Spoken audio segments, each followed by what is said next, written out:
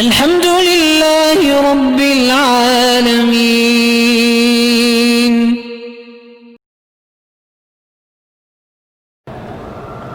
احرام سے پہلے خوشبو والے صابن سے نہائے ہو، ٹھیک ہے۔ ایمان پہ پکا رہنے کے لیے کیا کیا جائے؟ ایمان والوں کی صحبت اختیار کی جائے، قرآن شریف پڑھا جائے، درود شریف کی کثرت کی جائے۔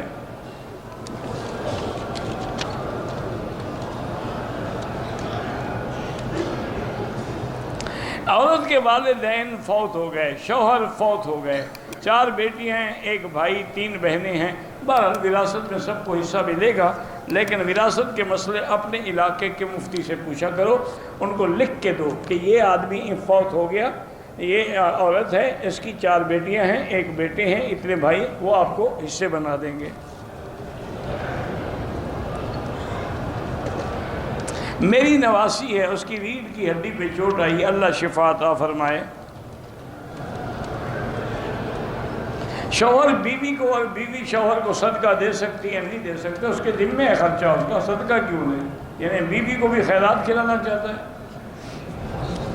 اچھی بیوی ہے کہ اس کو صدقہ دے گی، پھر کہے گی تم میرے ٹکڑوں پہ پلتے رہے، اب آنکھیں دکھاتے ہو۔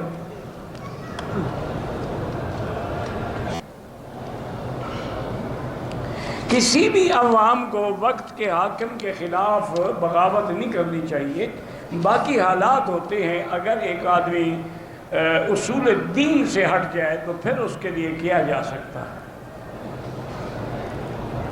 اگر اس طرح تم کرو گے تو پھر حضرت حسین نے کیا کیا؟ وہ بھی تو وقت کا حاکم تھا یزید، اس کی تو پوری دنیا میں بیعت ہو چکی تھی، پھر یعنی حضرت حسین نے خروج کیا، تو جو حضرت حسین پہ الزام لگاؤ وہ آج کے لوگوں پر بھی لگا دو۔